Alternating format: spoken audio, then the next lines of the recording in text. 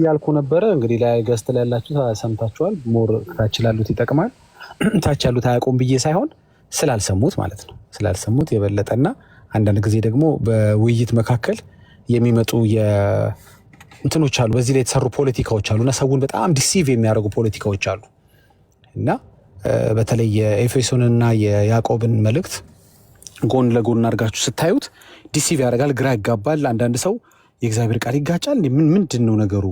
ያዕቆብ 2:17 እና ፊልጵስዩስ 2 ማነው ኤፌሶን 2:8 ላይ ያለው ሀሳብ ምንድን ነው? ላይክ በጥንቃቄ ካላያችሁት እንትን ይላል እና ኤፌሶን 2:8 ላይ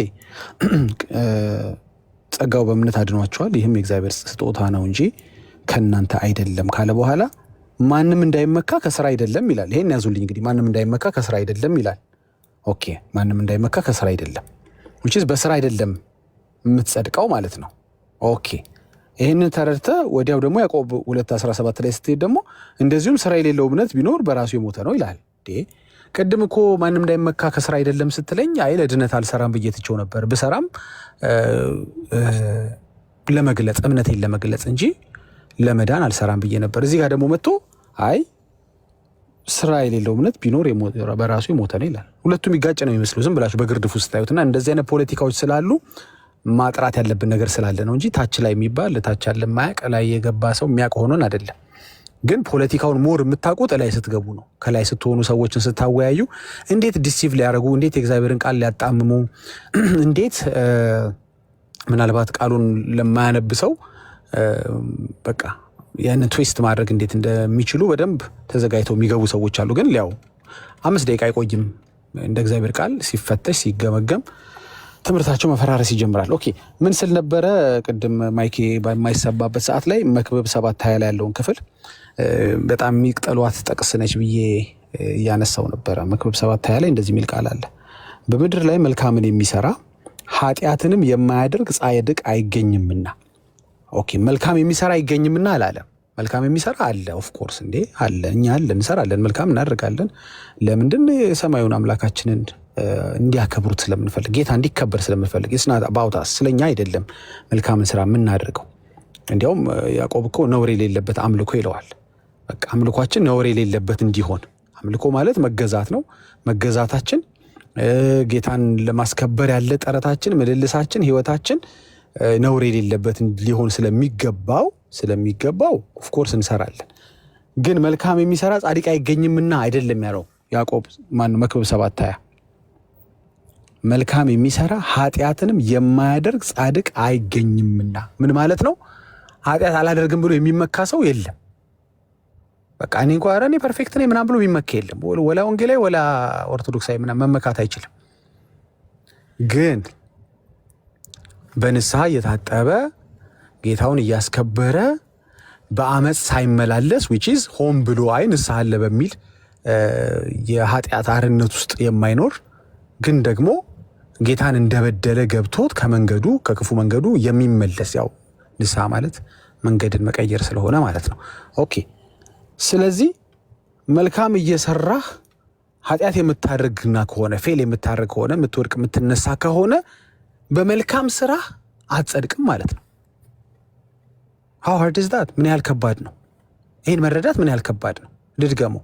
መልካም ሰርቼ ጸድቃለሁ የምትል ሰውዬ መልካም መስራት ውስጥ ደግሞ መክብብ ምን እያለ ነው? አይ መልካም እሰራለሁ ብሎ ግን ኃጢአት የማያደርግ የለም ካለ which is የማይወድቅ የማይነሳ የለም ካለ የወደድክ ቀን እና የተነሳ ቀን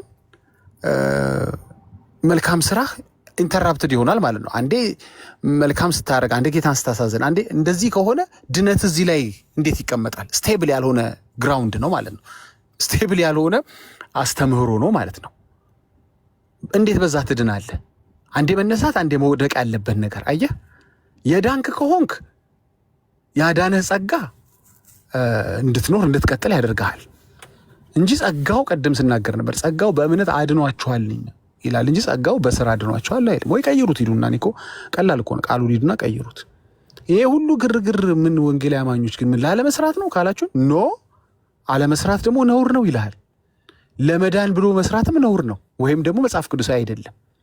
አለመስራት ነውር ነው። በጣም ነውር ወይም ነውር ያለበት አምልኮ ነው። ዝም ብሎ ይሄ ግብዝነት ያለበት ጌታን ከማስከበር ያልሆነ እንደው በቀላል ኢንተርፕሬቴሽን ማለት ነው። ስለዚህ ሰርቼ ጸድቃለሁ ብለህ ካሰብክ እውቀት ያስፈልጋል። አንደኛ እኮ እንዲያውም ቅድምም ስለው ነበር። አንደኛ እውቀት ያስፈልጋል፣ አቅም ያስፈልጋል፣ ዘመን ያስፈልጋል። ሰርተህ የምጨርስበት ሚሊዮን ዘመን ቢሰጥህ እርግጥ አትጨርሰው። የሆነኛው ምናምን 100 ምናምን ሺኛው ዘመንህ ላይ የሆነች ደግሞ ኃጢአት ታደርግና እንደገና ደህና ለፍተህ ገነባው ያልከውን ጽድቅ መልሰህ ታፍርሰዋል። በስራ ከሆነ ማንም ወንድ ሰርቼ ጨርሻለሁ ማለት አይችልም። ለዚህ ነው ዳኒ ዛሬ ክርስቶስ ሳምራና ተክልዬ ብሎ ርዕስ አድርጎ ገብቶ ድነዋል ብሎ የጠየቃችሁ። እርግጠኛ ናችሁ? አንዲት ነገርም እንዳልሳቱ አንዲት ነገርም እንደ አንዲት ነቁጣም ነገር በምን አወክሽ አልሳቱም ብለህ ካሰብክ? አንተ እኮ በጣም የምታስቀው የተክልዬና የክርስቶስ ሳምራን መዳን ወገብን ይዘህ ተከራከርና አንተ ስትባል አታውቀው። እኔ እንጃ የኔን አንድ ያውቃል። የሰው ባልነበርክበት ዘመን የተፈጠሩ ተረቶችን አምነህ እንደው ሪል እንኳን ነው ቢባል ይሄ ታሪክ የክርስቶስ ሳምራን በሉት ይቺ ሰይጣንን ከኢየሱስ ጋር የምታስታር ኧረ ጌታ ወይ በኢየሱስ ይሄ ነው እኮ ሎቱ ስብሐት ማለት እንደው ከተሳካልሽ አላት ይላሉ። ደግሞ እኮ በጣም ያሳክል እንደማይሳካላት እያወቀች ክርስቶስና ኢየሱስ ልታስታርቅ የምትፈልግ ሴትዮን ታሪክ እውነት ነው እንኳን ብለህ ካሰብክ አንተ ባልነበርክበት ዘመን የተከሰተ ነገርን የምታምን ሰውዬ የዛን ሰውዬ መዳን የምታምን ሰውዬ ያንተን ግን አታውቅም። አንተ እኮ የራስን ጉዳይ የማታውቀው ጉደኛ እኮ ነህ። የሰው ግን በቃ ወገብን ይዘህ ትከራከራለህ። ወገብን ይዘህ እንዴት ብለህ ትከራከራለህ? ወይ እንደ ቃሉ አምነውን የዳኑ ስንልህ ወይ አምነውን የተጠመቁ ስንልህ አዎ ብትለን አይ እንደ ቃሉ ፈትሾት ነው ነገራቸውን።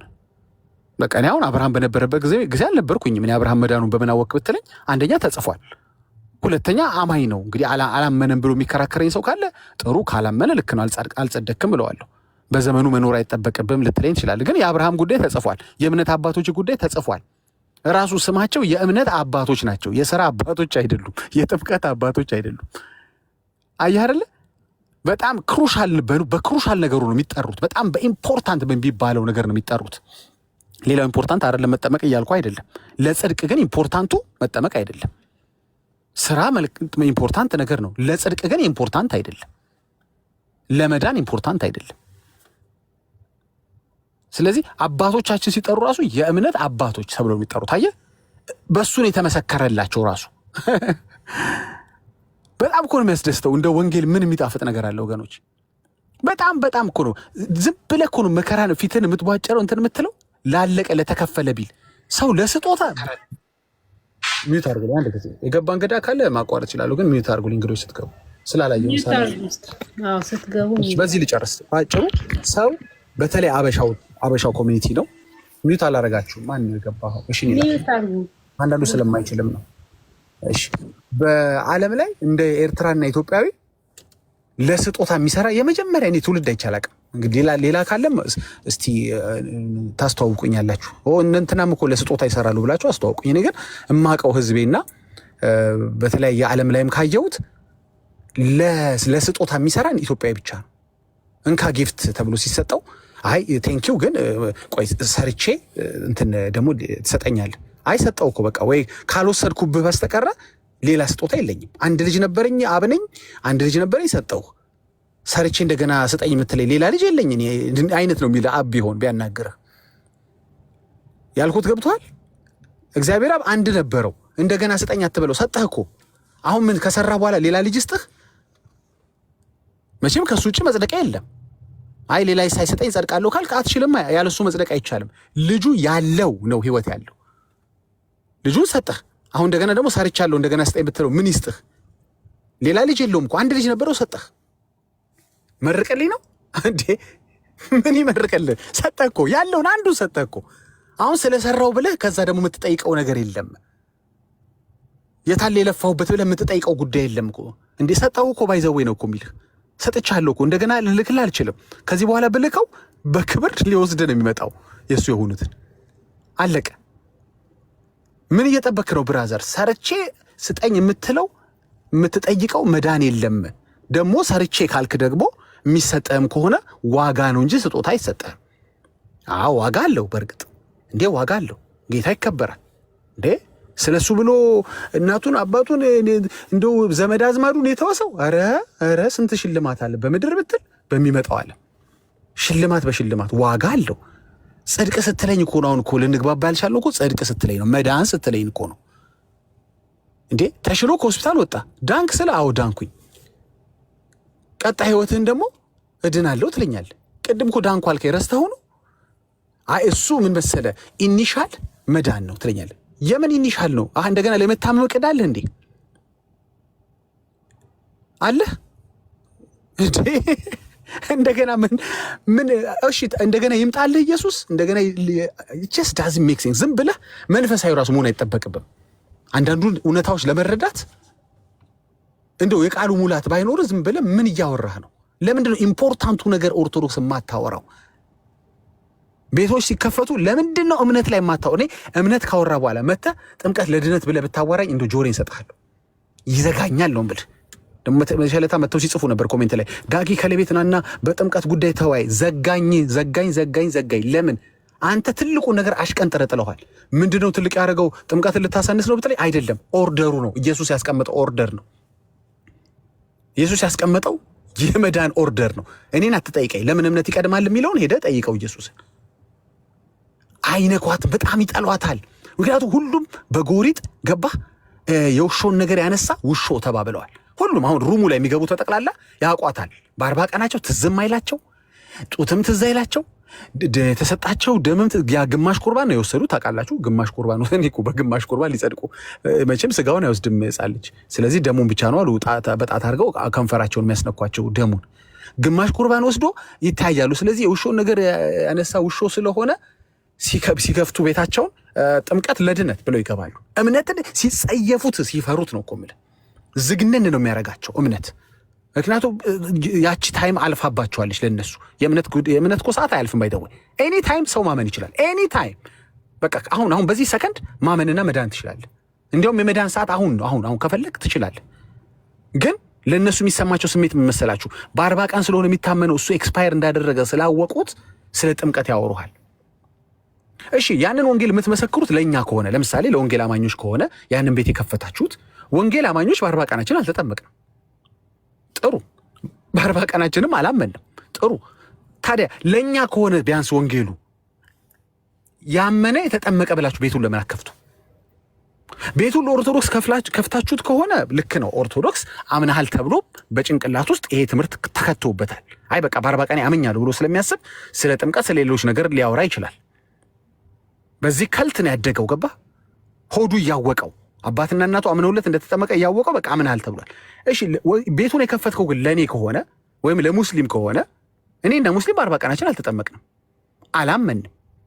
ለእኛ ስትመሰክር ቤትን ስትከፍት ያመነ ብለህ ጀምራ፣ እምነት ብለህ ጀምር ቤትን ስትከፍት። አይ ሁል ጊዜ ያቺ ፓርትነች አንተ ቁስልህን ነው የምታወራው። ቤት ውስጥ ገብተህ የምትፈራት ፓርት አለች። የሆነ ታክሲ ሹፌር አለ ከሁሉ ጋር ተጣልቶ መጥተው ጓ ሚል ድምፅ በሰማ ቁጥር በቃ መበርበግ ይበረግጋል። እምነት ሲባል የሚበረገጉ ሰዎች አሉ።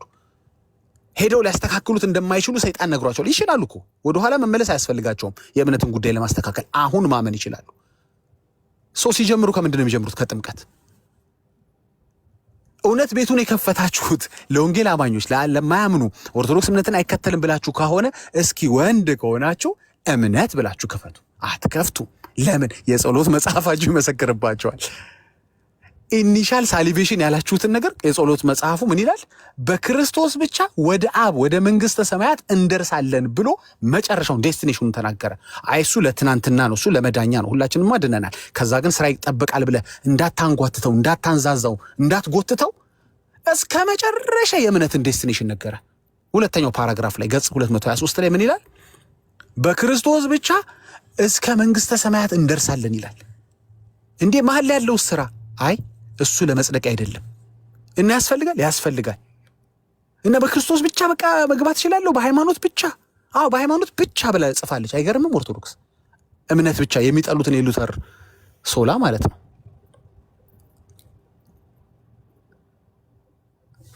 በቃ ምንም ልንረዳችሁም አንችልም። እኛ አይዊሽ በድርድር በስምምነት የሚቀየር ቢሆን ጥሩ ነበር። ጥሩ ነው እያልኩ ሳይሆን እንደው ለእናንተ እንዲያስኬድ ከተፈለገ ማለት ነው። ሮሜ 11:6ን መቀየር የሚችል ወንድ ሲመጣ መታችሁ አናግሩኝ። በጸጋ ከሆነ ግን ከስራ መሆኑ ቀርቷል። ጸጋ ያለዚያ ጸጋ መሆኑ ቀርቷል። ልድገመው። ሮሜ 11:6 በጸጋ ከሆነ ግን ከስራ መሆኑ ቀርቷል ሲባል አዎ አውቃለሁ አንብቤዋለሁ እሱን ጥቅስ ግን ግድ የለም ከስራ መሆኑ ቢቀርም ግድ የለም ለማንኛውም ልስራ አይነት ነገር የሚመስለው። እሺ ከእንግዶች በኋላ ደግሞ በኋላ ላይ አወራለሁ። ቴንክ ዩ ሰኒ አለሽ እኮ ጸጋ ይብዛል። ዳጊሻ ሰኒ አንድ ቁጥር የጻፍሽ ነው ግን ተሰውረሻል። ማውራት ከፈለግሽ ሰኒ አለሽ? ኦኬ ሰኒ የለሽም፣ ስልክ ላይ ናት። ጭራሽ ሄድሽ። ኦኬ የገባኸው ሰው ምንድን ነው ስምህ? ምንድን ነው ሀመር? ሰላም እንዴት አመሻችሁ? ደህና ናችሁ? እግዚአብሔር ይመስገን አለን። እግዚአብሔር ይመስገን። ከየት ቤተ እምነት ነው? የአይኔ ቤተሰብ ነኝ። ወንጌላዊ ነው? አዎ። ኦኬ እሺ። ኦርቶዶክሳውያን ካላችሁ ግቡሽ። አንድ ደቂቃ ለራሴ ልመርቅ። ሰኒ የምትባል ገብታለች ኦርቶዶክሳዊ። ከየት ቤተ እምነት ነው ሰኒ? እሺ እስከ መጨረሻ የሚጸና ግን እርሱ ይድናል። ጎሽ እግዚአብሔር ይባርክ። እንዲህ አይነት ጥቅስ ነበር የምፈልገው። እስከ መጨረሻ የሚሰራ ግን እርሱ ይድናል ቢሆን ኖሮ ጉዳችን ነበረ። እስከ መጨረሻ ልክ ነው። በእምነት መጽናት አለብህ እና ክድኸው ልትገባ ትፈልገህ ነው መንግስተ ሰማያት መሀል ላይ እሱን ማመን የእሱን አዳኝነት መካድ ከጀመርክ ወይም ከካድክ ኦፍኮርስ ካልጸናህ እንዴ ግማሽ እምነት የለማ ብራዘር። እስከ መጨረሻ ነው ማምነው እስከ ዕለተ ሞቴ ድረስ ብራዘር። ስታምኑ እንደዚህ ነው የሚታመነው። እርሱ ይጸናል፣ እርሱ ነው የሚጸናው። ይሄ ወለም ዘለም የሚለው ኖ አንዴ በአፉ እያመነ አንዴ በአፉ የሚክደው ወይ በግብሩ የሚክደው እሱን ተወው። በአመፅ የሚክደው ማለት ነው በግብር መካድ። ኢየሱስን በማይመስል ህይወት እየተመላለሰ እንደ ልቡ የተጨማላለቀ እድናለሁ የሚል ሰው እሱ ይቀልዳል፣ እሱ አይጸናም። ምን አድርገኸኝ ከስራ ጋር ልታምታታው ፈለግ? ኦፍኮርስ እስከ መጨረሻ የሚሰራ ግን ካለ እስኪ ፈላልጋ አምጣልኝ። ቴንኪው።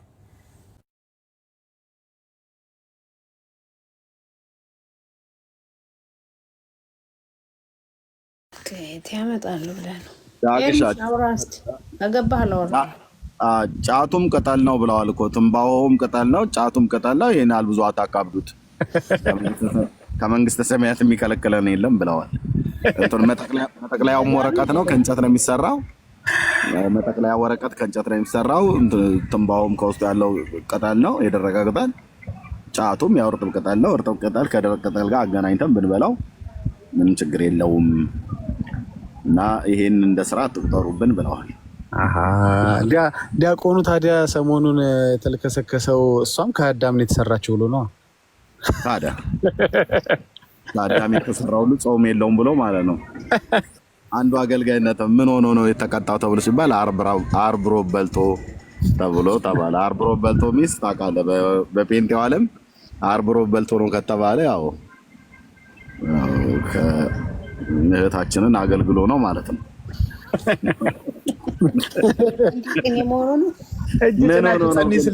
እጅ ጭናችሁ ጸልዩ ስንላቸው ግን የምር መጫን ጀመሩ። ማለት የማይጫን ቦታ ማለት ነው። ደግሞ እኮ ፕሮቴስታንት ሆናችሁ በሱስ የተያዛችሁ ሰዎች ወደ እኛ ኑ እንጸልይላችኋለን አርባ አላለም አንደኛው ወጠጥ አልሰማሁም። አይ አንደኛው እንትና ማን ነው? ሼክ መሐመድ ነው ያላችሁት? ማን ነው? ፈለገ መሐመድ ምን ሆነ? አዎ አርብ የኦርቶዶክስ ወጣት የአርብ የኦርቶዶክስ መልካም ወጣት ፕሮግራም ላይ በሱስ የተያዛችሁ ፕሮቴስታንቶችን ዋላለን። አይላብስ ከየትኛው ምስራት ተፈታላችሁ? ውጪስ ምንድነው? ከዚህ በኋላ ብቻችን አንጠጣም ነው አጣጡን ነው ገባ? ነው አጣጡን እንጂ ጋይስ አጣጡን እንጂ ነው ገባ? ምንድነው ይከፈላል። አልደንግጡ ነገር ነው በጣም የመጨረሻና ተሰለፉ ባለን እያንዳንዱ እሱ ሲታሰራችሁ ትፈታላችሁ። አሁን እሱ እንትና ነው የግርማን መቁጠሪያ ነው ይዞ የሚመጣው። ቆይ መልካም ወጣቶች ላሳይ በእናትህ አንዴ በትልቁ አድርግ። እቺን ኤርሚያ ላይ ያለ እርግጠኛ ነኝ እቺን አላየኋትም። መልካም ያሰለጥናቸው መልካም ወጣቶች እንመልከታቸው እስኪ። እሺ የኦርቶዶክስ መልካም ወጣት እስኪ እንዴት ይመስላሉ እናያቸው። አቤት ሲያምሩ፣ አቤት ውበት።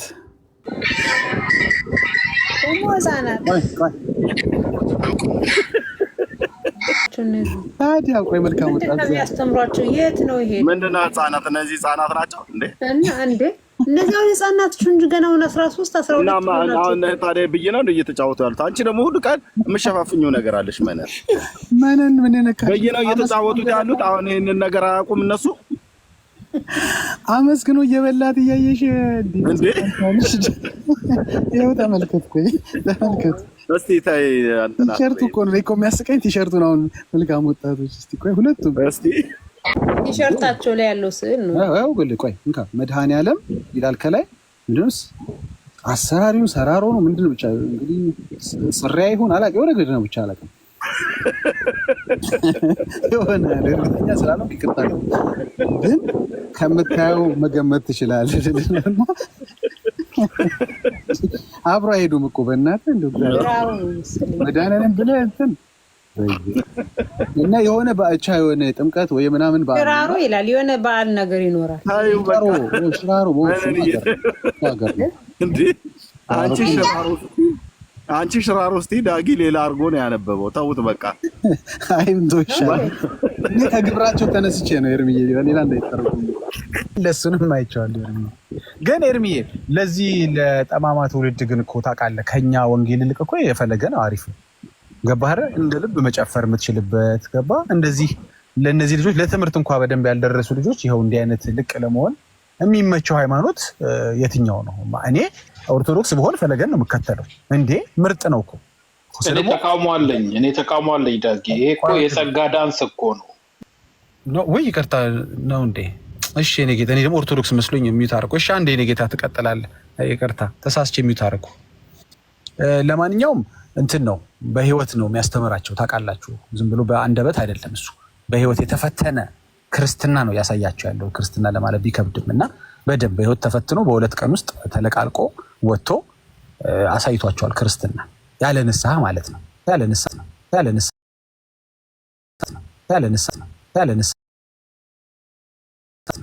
ንስሐ እና በጣም አትራክቲቭ ህይወት ነው የሱ። በጣም አትራክቲቭ በደንብ ኖሮ ነው የሚያሳያቸው ክርስትና ኖሮ እማ ዳጊ ያንን እሱ መልካም ወጣት ብሎ የከፈተ ቀን ያንን ፎቶ ከሴቶች ጋር ሲላላክ የነበረው በእውነት እዚህ የሚሰማውን ህዝብ ይቅርታ ጠይቅ ያለ ንስሐ እና በጣም አትራክቲቭ ህይወት ነው የሱ። በጣም አትራክቲቭ በደንብ ኖሮ ነው የሚያሳያቸው ክርስትና ኖሮ እማ ዳጊ ያንን እሱ መልካም ወጣት ብሎ የከፈተ ቀን ያንን ፎቶ ከሴቶች ጋር ሲላላክ የነበረው በእውነት እዚህ የሚሰማውን ህዝብ ይቅርታ ጠይቄ ፐብሊክ አደርገዋለሁ። ቆይ የጸጋ ዳንስ አለ፣ እንደገና ደግሞ የኃጢአት ዳንስ አለ። ለምን ለይታችሁ ለማየት አትሞክሩ? ወረተው እየራራችሁላችሁ አንዴ ጴንጤ ያፋትግባ እንዴ የጸጋ ዳንስ አለ። እንጠቀማታለሁ። ቆይ እንፈልጋታለሁ።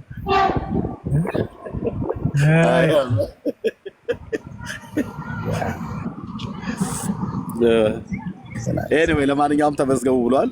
ፕሮቴስታንቶች በተለያየ ሱስ የተያዛችሁ ብሎ ሲናገር ሰምቼው እንዴት እንደሳኩኝ። ለራሳቸው ለጆሮአቸው እንትን የሚል አስተማሪዎችን ያከማቹ ነው። ገብተዋል። ያከማቹ ነው። እንዴም ዘፈን ቢባል ዘፈን ያው አኬብ ኦፊሻሊ እንዴ ይመቻቸው አላቸው። እንዴ በጣም እኮ ባለውለታቸው ነው። ኤርሚያስ ምን ይሰራላቸዋል? ኤርሚያስ አይመችም ምንም። በቃ ለጭፈራ አይመች። ኤርሚያስ ስብከት እዚህ ቤት ያሉ መልእክቶች ምንም እንደ ልብ ለመኖር አይመቹ፣ የስጋን ፍሬ ለማድረግ የማይመቹ በቃ ጠዋት ማታ ንስሐ ግባ፣ ተመለስ፣ ተጸጸት፣ መንገድ ቀይር ምናምን በቃ ይሰለቸዋል። በቃ ጠማማ ትውልድ ይሰለቸዋል። አዎ እና ቤስት ጋስፕል ያለው ለዚህ ትውልድ የሚመች እዛ ነው ያለው። ግን መጽሐፉ ደግሞ እንደዛ አይልም። እንዲያው መጽሐፉ የሚለው ይህ ትውልድ እግዚአብሔርን ይቺ ትውልድ እግዚአብሔር የምትፈልግ ናት ነበር የሚለው። ግን የኢትዮጵያ ትውልድ ምን እንደነካው አላውቅም። እና እንደው ደራሽ የሆነ በነፍስ በህይወት የተመሰከረለት ወንድም አገኙ ፈትኖ ኃጢአትን በደም ፈጽሞ ነው። እንደዛ አይልም። እንዲያው መጽሐፉ የሚለው ይህ ትውልድ እግዚአብሔርን ይቺ ትውልድ እግዚአብሔር የምትፈልግ ናት ነበር የሚለው። ግን የኢትዮጵያ ትውልድ ምን እንደነካው አላውቅም። እና እንደው ደራሽ የሆነ በነፍስ በህይወት የተመሰከረለት ወንድም አገኙ ፈትኖ ምን እንዴት ተለቃለከው? እንዴት ለቀቀል? በምን አይነት እንትን ተጣጥበ ነው? ኧረ በጣም ይገርማል። የኔ ቤት በገድለ ክርስቶስ ሰምራለ። ኧረ ጌታ ኢየሱስ አልሰማሁም። በክርስቶስ ሰምራ። አዎ በገድለ ክርስቶስ ሰምራለ። አልሰማሁም። ኧረ እኔ አልሰማሁትም። ማን ያቀረበው? ማን ነው? መምሬ ወጣ ገባ ወይ ኧረ እንዳትሄድ። አይ ለምን? ኧረ ደግሞ ወጣ ገባማ እኔ በራሴ አይመጥነኝም እንኳን አንተ። ኧረ አክባሪ ነው። ታይ ኧረ ተው እንዴ! እዛ ያንብበው ራሱ ደግሞ ከሱ መቼ ምን ከመቼው አንብቧት ነው ክርስቶስ ሰምራን ምን ሊያወራ ነው? ተሚያንበሳው አይደለም ምን ሊል ነው? ክርስቶስ ሰምራ ጸድቃለች ሊል ነው? ልክ ናት ነው መጽሐፍ ቅዱስ እኔ እንጃ። ክርስቶስ ሰምራማ እኮ የቲክቶከሮች እኮ ጠላት ነች እኮ፣ በጣም ጠላት ነች። ከዚህ በላይ ጸጋ ጽጌረዳ ሊያገኙ የቻሉ ቦምቦሊኖ ብዙ ሊያገኙ የቻሉ እሷ ከተሰበከች በኋላ ነው ጣጣ የሆነችባቸው። እሷን የሰማ ሰው በጠቅላላ ጽጌረዳ መስጠት ተወ፣ ቦምቦሊኖ መስጠት ተወ በጠቅላላ። ምክንያቱም በቃ ኢትስ ኦኬ ሲኦል ልግባ ችግር የለውም እሷ ታወጣኛለች ብሎ ተዘናጋባቸው። በጣም ጠላት ነች። ከዚህ በላይ ጸጋ ጽጌረዳ ሊያገኙ የቻሉ ቦምቦሊኖ ብዙ ሊያገኙ የቻሉ እሷ ከተሰበከች በኋላ ነው ጣጣ የሆነችባቸው። እሷን የሰማ ሰው በጠቅላላ ጽጌረዳ መስጠት ተወ፣ ቦምቦሊኖ መስጠት ተወ በጠቅላላ። ምክንያቱም በቃ ኢትስ ኦኬ ሲኦል ልግባ ችግር የለውም እሷ ታወጣኛለች ብሎ ተዘናጋባቸው እንጂ ደህና እየለበለቡት ነበር። ይሄን ቦምቦሊኖ ጥሩ እየሰሩት ነበርና መሀል ላይ ልክ የእሷን ወንጌል ሲሰማ አይ 40 ታወጣለች 3000 ስንት ነበር ያልከው? ኤርሚ 10000 ነው አይደል? 3000 በቀን 10 ነው 10 ነው። ኤርሚ ለለቁ ላይ አርጊ ተሻሻለች እንዲያሻሻለች እናንተ ከቀነሰው እኮ ሰሞኑን ለዛ ነው ቦምቦሊኖ ናቸው እኮ የእሷ ወንጌል ሲሰማ አሁን ምን ዛሬ ነው የሚላት ነገር አለ። መጀመሪያ 3 ነበር ተከራክረው 10 አስደርገዋል። ፋሚሊ አገር እውነቱን ከሆንክ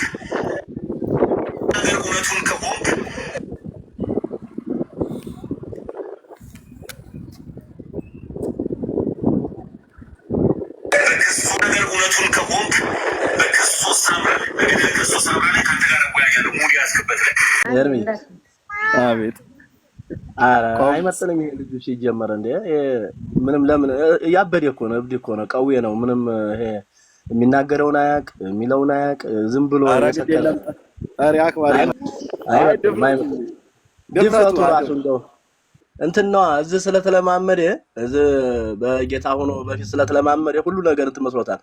ምንም እኮ የሚያውቀው ነገር የለም። ልጁ ደመነፍስ ነው። ስዕል ጋር ይሄድ ያገኘኋት ስዕል የመለሰችልኝ ስዕል እያለ አሁን ይሄ እንደው እብደት ነው እንጂ አሁን እንደውም ጥሩ ይዞታል። ያ ሰሙ የሚባል ጥሩ ይዟቸዋል። እሱንና ይሄን ፈለገን ጥሩ ያርገበገባቸው ነውና ይሄ አይመጥንም። ከዚህ ጋር ወሬ ሲጀምር ምንም አይመጣ። አንዳንድ እኮ እኛም አንገባ የማይመጥን ቦታ እንደዚህ አይነት ሰዎች ለራሳቸው ያበዱ ለነሱ እውቅና ሰጠ ለነሱ ፎሎ ሰው እንዲበዛላቸው ነው እንጂ ለሱ እውቅና ሰጥቶ አይከለም። ሲጀመር ይሄ የማይመጥን ልጅ ነው። ይቅርታ አንዱ ኮሜንታተር ቤኪ ነው ፖስት ያደረገውና ቤኪ የሚባለው ቤኪ የሳውዝ አፍሪካ ሳይሆን ያኛው ወንድማችን እና አንዱ ኮሜንታተር ምንድን ብሎ የጻፈው ጊፍት መሰጠት አቆመ መሰለኝ ምናምን ነገር ለጊፍት ብለህ ነው ምናምን ብሎ አለውና ወዲያው ክሊክ ያደረገልኝ እሱ ነው። ያ እየተረሱ ስለሆነ ነው ብለው እየተረሱ ስለሆነ ለዛ ነው እንደገና ለማገገም ነው።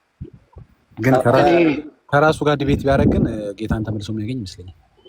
ምናልባት ክርስቶስ ሰምራ 3000 ስታወጣ ምናልባት በየትኛው አካባቢ ነው የምታወጣው የሚለውን ብናውቀው ጥሩ ነበር። ምክንያቱም ስታወጣ ዝም ብላ ቦታው ፖዚሽኑ ቢታወቅ እዛ አካባቢ ለመሆን ቦታ ለመያዝ ቤት አካባቢ ነው 3000ን ስዘግን እንደው ቦታው ታወቅ ነው። እኛ ደግነቱ መርካቶ ነው መርካቶ አካባቢ አነስተኛ ጠቃቅን ወይም ደግሞ ንግድ ቦታ መርካቶ ነው እኮ ለነሱ እነሱ እሷ ባለችበት እኛ የለንም። ክብር ለኢየሱስ ይሁን። እኛ ወተናል። የወጣማ አታወጣም።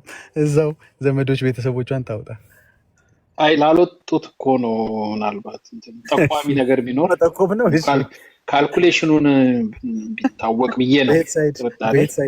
ገና ወደፊት የዳንን ነው እንድናለን የሚባል አካላት ስላለ ወደፊት ለምንድን ነው ለሚድኑት ቢታወቅ የት አካባቢ ነው ቦታ የቀድመት ይዛለ እዛ አካባቢ ካወቀው።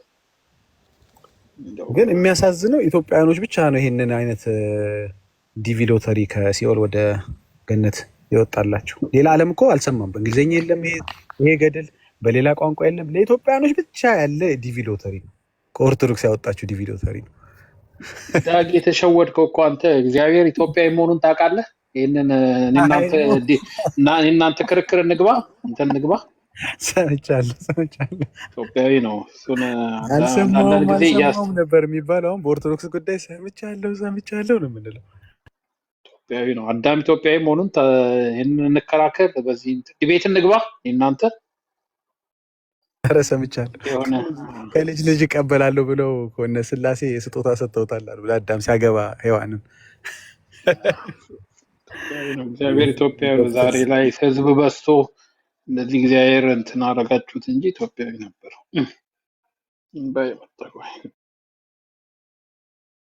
አዳምም አፈረደበት። እስካሁን ድረስ ምንድነው ጉራጌና ትግሬ ነው ሲባል ያልሰማሁት አልሰማሁም። አማራ ነው ብለውታል። ጎጃም አካባቢ ነው የሚኖረው ብለዋል። ደግሞ ማነው ፕሮፌሰር ህዝቅኤል ገቢሳ ደግሞ ምንድነው የመጀመሪያው ሰው ምንድነው ያለው ከውሃ ስለወጣ ከውሃ ነው የወጣው። ከውሃ ነው የወጣው አዳም ብሎ ኦሮሞ ሆኖልሃል። አዳም ኦሮሞም ነው፣ አዳም አማራም ነው። ሌሎቹ ብሔር ብሔረሰቦች ለምን እንደፈዘዙ ነው ይሄ። አረ ከብሔር ብሔረሰቦችን የሚያሳዝነኝ አትሊስት ከኛ ሀገር እኮ የተወሰነ ደርሶታል። ሌላ ዓለም አትልም ዴርሚ ሌላ ዓለም ይሄ ጉድ አንድ ቻንስ የለውም። አንድ የዲቪ ሀሳብ አልታላ አዘጋጅ ኦርቶዶክስ እንዳለ ሰብስባ በላችሁ እኮ እንደ ነው። አትሳሳቱ።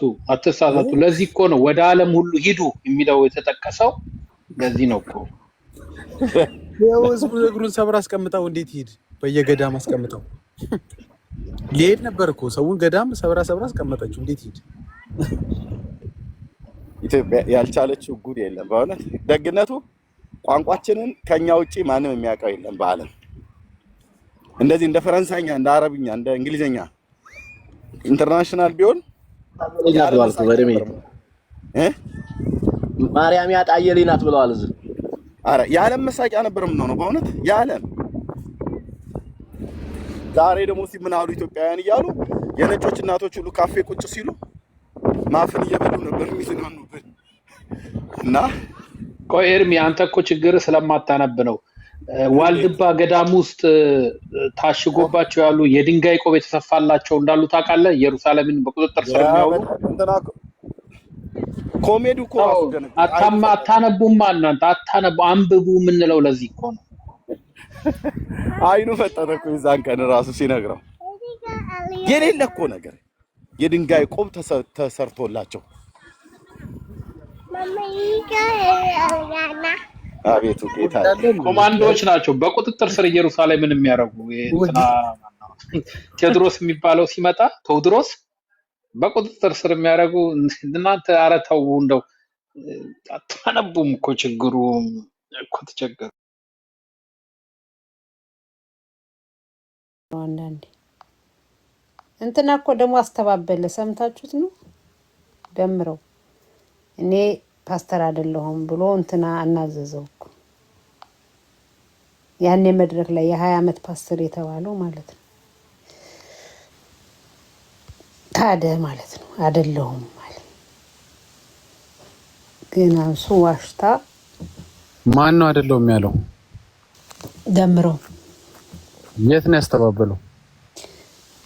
ከሶፊያ ጋር ማን ነው ደግሞ አደገኝ እዛው መድረክ ላይ አፉን ይዞ የለ እንዴ? እሱማ እኮ እዛው ነው ያስተባበለው። ላይቭ እኮ ነው ያስተባበለው እዛው ወይ ብሎ ህዝብ እዛለትም አፉን ያዘ እኮ ደንግጦ ሳቁ መጡ። ታዲያ እኔ እሱ ቪዲዮ ግን ሪል ነው። አፉን ያዘ እኮ በእጁ ሳቁ መጡ። በመድኃኔዓለም ቤተክርስቲያን መድረክ ላይ በዚህ አይነት መልኩ በጣም እንደው ስታስቢው እንደ ተቋም ትልቅ ውንብድና እኮ ነው። ትልቅ ውንብድና እኮ የዓመት ፓስተር ቸርቹን ዘግቶ መጣ ምናምን ብለሽ ህዝቡ ላይ ስትቀልጅበት ህዝቡ አሁን ነገ እንዴት ነው የሚያምንሽ? ደስ ይለዋል እኮ ህዝቡ ደስ ይለዋል። ውሸቱም ያስደስተዋል። ላይክ የሚያመጣው ኢፌክት ምናምን ያለ ስለሚመስለው ግን ይታዘብሻል። ገባሽ? ሃይማኖትሽን በምን እንዳቆምሽው ሲያስብ ህዝቡን ዝም ብለሽ በእንትን በፊኛ በምናምን እያፈነዳዳሽ ገባሽ? በርችት እየተኮስሽ ሃይማኖቱን እያቆየሽ እንደሆነ ይገባዋል ሰው። በቃ ምን ይገባዋል? አጠገቡ እዛ ቁጭ የተደረደሩት እነ ልደት እነ ዘማርያም እኮ አንገታቸውን ደፍተው አተንፈስ እንኳን አላሉ። የውሸት እንደሆነ አልሳቁም እንኳን ሐሰቱ አስደፍቷቸዋል አንገታቸው። እና በዚህ ልክ በመምህር ደረጃ ሲነገር በጣም እኮ ነው የሚያሳዝነው። ላይ እንደማይዋሿቸው በድነት ላይ አተኩለን ስለምንሰራ ነው ሞር ፎከስ የምናደርገው። እንዲጠቃቀን ነገሮች ላይ ፎከስ ብናደርግ ይኸውልሽ ቤተክርስቲያኒቷ መሪዎቿ በጠቅላላ በቃ ግልጽ ያለ ሁሉም ማለት ባይቻልም አብዛኞቹ እንግዲህ ያንን ነገር ጨምሮ ፈጣጥ የሚደብር ላይ እንደዚህ አይነት ውሸት ይደብራል። በተለይ አለኩስ ተሳሳቻለሽ የሆነ አስታርቃለሁ ብዬ ዋሽው የሚባል ወንጌል ምንም የማያውቀው ደግሞ የሆነ የምትይው ነገር አለ። ገባሽ? ምን ወንጌል ያውቀው ዋሽቶ ማስታረቅ የሚባል ነገር ግን እንዲህ ብለው እንትን የሆነ ያስለመዱት አለ ህዝቡን። አሁን እኮ ልጅ ፈጣጣ አረጉት። ላይክ ምንም በቃ የመጣ ይምጣ በቃ ተነቅቷል። እንዴት አድርገን እናትርፍ ነው የደረሰብንን ዳሜጅ እንዴት እንትን እናድርገው። እና ይሄ እኔ በጣም አዝናለሁ። እኛ በእርግጥ እንዲህ አይነት ነገሮች ተነቃቀን ነገሮች ላይ ፎከስ አናደርግም እንጂ መነንዬ ኧረ ይሄ በጣም አደገኛ ኮሸት ነው። እንዲሁ በጣም ሰውየው ሊዋረድ ይገባል። ያ ማን ነው ቢባለው መምህሩ የተባለው ያ ጥቁሩ ሰውዬ ማርያም የተሰጠ ጳውሎስ መልካ ስላሴ ይባላል። አዎ እኮ የድሮ ሰባኪ ነው። በጣም የቆየ ሰባኪ ነው። ያቃል ተብሎ የሚጠበቅ ሰው ነውና ምንድነው የሚሰብከው? እንደው አሁን ምን ሰብኮ ኖሮ ነው በዚህ ልክ እኮ ከዋሹ እስከዛሬ ያልዋሿቸው ማለት እኮ አይቻልም። ያው በገድል በልሳናት ዋሿቸው ሞር ይዋሿቸው ነው። ስለዚህ አሁን ለቆመ እንደዚህ መዋሸት በኢየሱስ መናን ይሄ እኮ በኦርቶዶክስ የተለመደ እኮ ገድል እኮ የተፈጠረ ነገር እኮ አይደለም እኮ የተጻፈው እኮ ውሸት እኮ ነው የሚጻፈው እኮ ይሄ ይሄ ለዛ እኮ ነው ገድሎችን አንብባችሁ ከሆነ ስፔሲፊክ ቦታ ታይም እና እንትናን አይገልጹም። ታውቃላችሁ አይደል? የሆነ ከዕለታት አንድ ቀን ብለው ነው የሚጀምሩት። የሆነ ጊዜው እና ቦታውን አይገልጹም። ስለዚህ የሆነ ውሸት ይሄ የተለየ ያንን አካባቢ የሚቆጣጠረው ነው። ግን እኔ የሚገርመኝ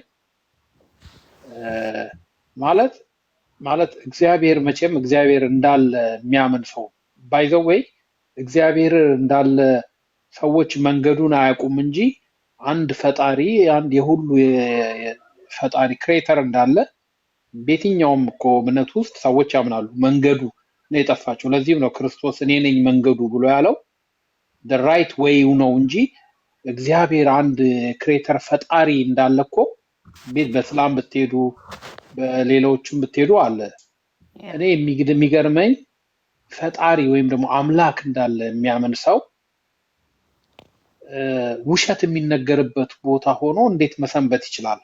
ማለት እዛ አካባቢ የሄዱ ሰዎች ሲዋሽ ማለት ምንጊዜም የውሸት አባት ሰይጣን ዲያብሎስ እንደሆነ ይታወቃል። ውሸት ከእግዚአብሔር አይደለም ከሰይጣን ነው። እኔ የትኛውም ቦታ ሄጄ ውሸት ካለ እግዚአብሔር ከውሸት ጋር እንደማይተባበር ወይም ደግሞ አንድ በቃ እንደው የሆነ ውዝግብ ውስጥ እንኳን ከገባው እውነተኛው አምላክ ውሸትን እንደማይፈልግ ልቦናዬ ያውቀዋል። እዛ ቦታ የሄዱ ሰዎች በውሸት የተመሰረተ እንትን ሲሰራ እንዴት ህሊናቸው ለደቂቃ እዛ አካባቢ እንዲቆይ እንደፈቀደላቸው በጣም እደነቃለሁ። እውነት ሳይነገረው የኖረ ነው። እውነት እኮ ኖ እሱን አይደለም የምልሽ። እውነትን አይተው የሄዱ ሰዎች ለሴም እዛ ቦታ 20 ዓመት ፓስተር የተባለው ሰውዬ አንገቱን ያቀ እውነት አልገባውም ሲጀመር እኮ እነሱ ከጅምሩም እኔ ነው እንደዛ አቅም ክዶ የሄደ ነው የሚመስለኝ።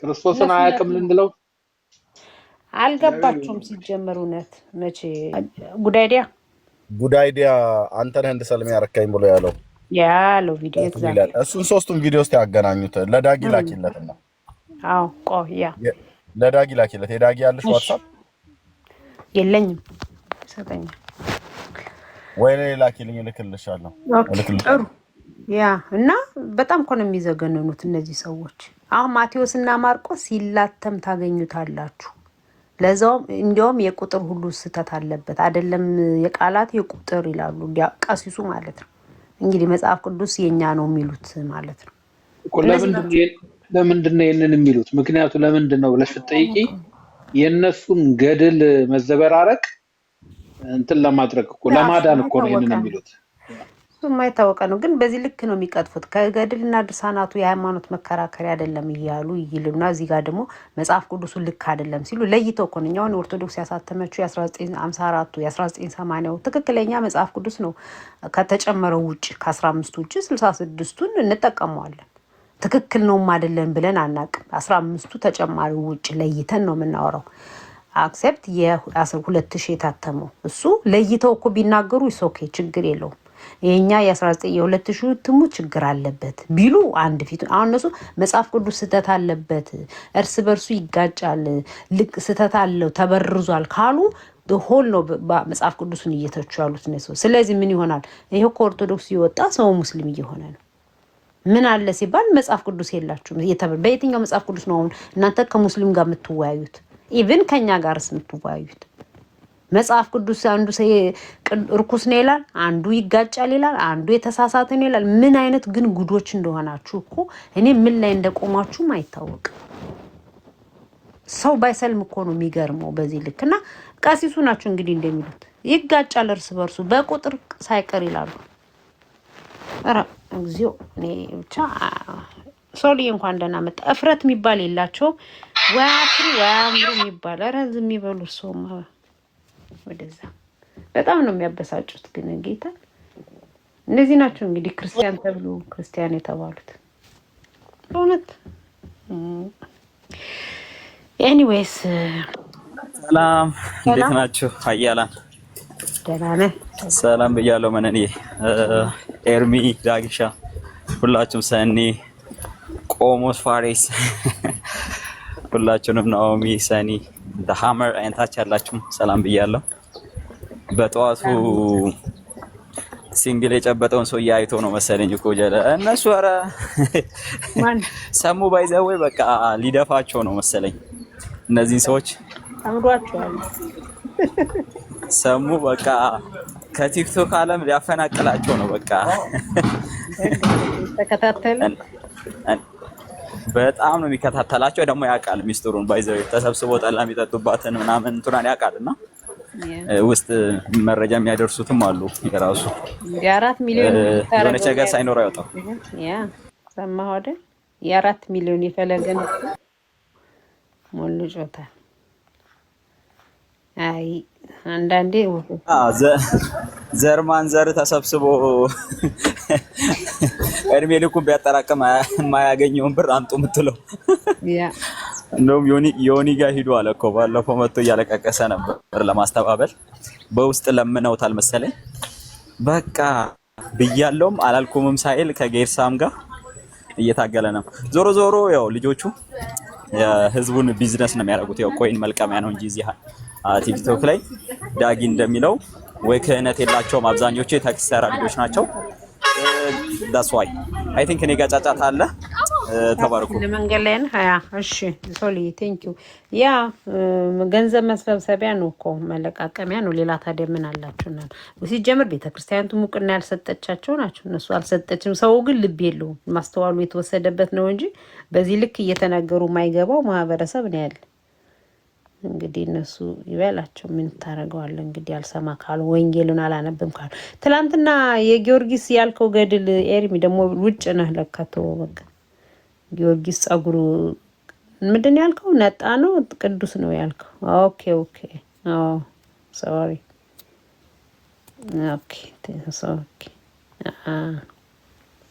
ኤርሚ ኮች ሆነ እንዴ አንዳንዴ እንደዚህ ያሰለጥናል አርሲ አካባቢ ስለነበር ኧረ ኤርሚ ፈርቶ ሊሮጥ ነው ጭራሽ ብዛታቸውን አይቶ እኛ አጠገብ አሁን እንደዚህ አይነት አለ። ኤርሚዬ ግን ሩጫው የእንትን ነው፣ ወደ ሜክሲኮ ነው እያሳደዷቸው ነው። መኖሪያ ፈቃድ ምንድነው አሜሪካ እንደ የምራረጉት እንዴ? አዎ በተለይ ካሊፎርኒያ በቃ አልኩ ተወኝ። መኪናውን እየከሸከሹት በጣም በተለይ ወደዚህ ወደ ሳንዲያጎ ምናምን ካሊፎርኒያ እንዳለ ያው ለሜክሲኮ የሚቀርብ ስለሆነ ወረቀት ካለው የሌለው ነው የሚበልጠው። እና እንትኑን ወረቀት የሌለውን ከምታስወጣ ወረቀት ያለውን ብታስወጣ ይቀላል። ከተማው እኮ አወደሙት። አዎ ኦልሞስት እኮ ድሮም መጀመሪያ ሀገሪቷም እኮ የነሱ ነበረች። ያው አሜሪካ በጉልበት ወስዳ ነው። ኤኒዌይስ እኔ እንጃ በጣም ሩጫውን ሳየው እዛ ጋር ካየሁት ሩጫ ጋር ተመሳሳይ። ትራምፕ አሜሪካንን ሊያጠፋት ነው ማለት ነው በዚህ አይነት። እኔ ግድ የለም ሊቀዳ ስለሚችል ብለዋል። እኛ ሰውዬ በቀባሪው እንዳሉት ነው እኔ የምለው። እንዳይቀዳ ያለው እንዳይጠለፍ ነው እንጂ እንዳይጠለፍ ጠለፍ ይችላል። አንተ ምን አለ ተጠልፋሉ እኮ እየቀዷቸው ነው። ምስኪን ሪካርድ አድርገው ነው የሰጧቸው። በሬን አንኳክተው እንዳይመጡብህ እናቴ። ለካርፊው ተጥሏል። ግን አሁን እኮ ስለያዩዋቸው ነበር አይደል? ካሊፎርኒያ ካርፊው ተጥሏል። አሁን እንግዲህ እኔ አሁን ቲክቶክ ላይ ያሉት እንዲሮጡ ነው ይልቅ ማበረታተው። ስለነዛ ያገባኝም ጨርቁን ምኑ እየጣሉ ነው ስትስብ እንትን ወደ ይሩጡ ነው እነዚህ ወደ ጽድቅ ነው እንትን ጃኬታቸው ጥለው ነው የሚሮጡት። ስንት እኮ ያዘሉት አለ በጀርባቸው። አርሴማ ተክልዬ ማአት እየጣሉ እንደ ዮሴፍ ብትታሰሩም ታሰሩ፣ ጥቂት ጊዜ ነው ብትታሰሩት፣ ለክብር ይለወጣል። የጣላችሁላት ሩጡ ለማለት ነው። ጥሉም ይመጡልና ስራ እምነት ያለ ስራ ይሏል። እዛ ጋር እኮ በጀርባው ሁሉ ያዘለ ነው ፍጡሩን አዝሎ ማለት ነው። እዛ እነሱን ሳትጥል አንተ በጻድቃን ስም እያልክ ከዛ እንደገና ይመጡልሃል። ደግሞ ፈኒ ፒፕል ናቸው። ቃል ኪዳናቸው እኮ ነው ቃል ኪዳናቸው። አረ እንደዚህ የሚባል ቃል ኪዳን የተሰጠ የለም እንዴ? ለሐዋርያቱ ያልሰጠ ለነዛን አባቶች ያልሰጠ እግዚአብሔር ቃል ኪዳን። እንደዛ ከሆነ ጌታ ኢየሱስ ክርስቶስ ሲሄድ ለምን ለሐዋርያቱ አልሰጠም ቃል ኪዳን? በሉ እንግዲህ ቃል ኪዳን ገብቼላችኋለሁ ከዚህ በኋላ በእናንተ ስም የዘከረ ያዘከረ ምን ያለ ምናምን ለምን አላለም? እንግዲህ ጌታ መቃብር ላይ የሰጠው ቃል ኪዳን ነው። አረ እንደዚህ ምን መቃብር ነው እንዴ? መቃብር የሚባል የለም። ባዶ ቦታ መቃብር ላይ ሲጀምር ምን የምን ጎልጎታ ለዘራ ብሩክ የሰጠው ነው የሚሉሽ። ለዘራ ብሩክ ለዘራ ብሩክ ይማርላል። 40 ክንድ ላይ ቆሞ ይጸልይ 20 ትውልድ 100 ትውልድ ግን እስከ 100 ትውልድ ነው የሚለው። አንዳንድ ቦታ ላይ 100 ጊዜ 101 ሰው ቢኖር ስንት ሺህ ነው አመት የሚሆነው?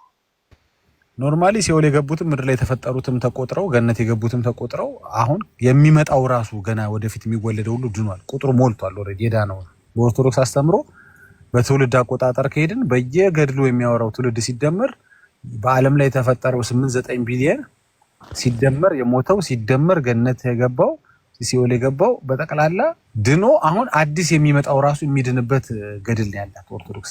ታዲያ ስራ መስራት ለምን ያስፈልገናል? እንደዚህ እንትን በቃል ኪዳናችሁ 100 ትውልድ ከዳነ ገና እኮ ወደ ታችም ይሄዳል። ከኔም የሚያልፍ ይመስለኛል እኮ የተገባላችሁ። የካህናቱን የቤት ኪራይ ማን ሊከፍል ነው? የካህናቱ የቤት ኪራይ ማን ይከፍል? የልጆቻቸው ሴት ትምህርት ቤት ነዳጅ ማን ይከፍላል? ተው አንተ እኮ ችግር አለብህ። እንደዛ ነው እንደዛ አይደለም። ተው ምን እንደሆነ ታውቃለህ? ይሄ ወንጌል ከጥቂት ጊዜ በኋላ ይጠፋል። የኦርቶዶክስ የሐሰት ወንጌል ባይ ዘ ዌይ የኢትዮጵያ ኢኮኖሚን በመለወጥ ብቻ ይጠፋል። ታውቃለህ አይደል? አንዳንዴ ወንጌል ራሱ የማያስፈልገው ውንብድና አለ። ወንጌል የማያስፈልገው ለአንዳንዱ ውንብድና ወንጌል አያስፈልገው፣ የህጋዊ እርምጃ ብቻ ነው የሚያስፈልገው። ወይም ደግሞ አገሪቷ ላይ የስራ ወዳድነትን መፍጠር ነው የሚያስፈልገው። አንዳንዱ መንፈሳዊ በሽታ አይደለማ። ገባ? ለሁሉ መልስ እንደሆነ ወንጌል እናውቃለን። ግን ለአንዳንዱ ሌባ ወንጌል አትመሰክረውም። ገባ? እሱን ሸቤ ነው የምትከተው። ሸቤ ያስተምረዋል። አቶ ዳጊ ግን ጠንከር ትላለህ አንተ። እሺ ጠበል ጣዲቋን ተዋት። ጠበል ጣዲቋን ብቻ ትቶ ሌላው ቢቀር እንኳን እቺ ጠበልጣዲቋን ባይሆን ለምን ይመስላል የምልጃ የዝክር የምናምን እቺ ሁሉ ጣጣ ስዕል አድኖ ምናምን ቢዝነሷ ጧፏ ምናምን በጠቅላላ ኢትዮጵያ ውስጥ ብቻ ያለችው ለምንድን ነው? ግብጽ እንኳን ዋና እንትን ሜንተር ነች እንግዲህ ሜንቶር ነች የኦርቶዶክስ ሜንቶር ነች አይደል? ግብጽ የኦርቶዶክስ ሜንቶሯ ግብጽ ጋር የሌለው እኛ ጋር ብቻ ያለው ለምን ይመስላል? ገባ? ኢኮኖሚው ራሱ በህዝቡ ላይ የፈጠረው እንትን አለ። ያ ማለት ሁሉም ሰው ስራ ይጠላል ማለት ባይቻልም አብዛኛው ሰው ለስራ ብሎ ፈቃደኛ ቢሆንም አሁን በዚህ ሰዓት ስራ በጣም ከባድ ነው። እንኳን እዛ ሀገር የሰለጠነው ሀገርም ሰርተህ ያን ያህል በቂ ነገር እንትን የሚባልበት አይደለም። ስለዚህ ለምንድን ነው ኢትዮጵያ ውስጥ የነገር ተስፋፍቶ እስካሁን የቆየው? ሰው እንትን ያለው ለምንድን ነው? ጠንቋይ እግሩን እንደዚህ ዘርግቶ የሚቀልደው በሰው ለምንድን ነው?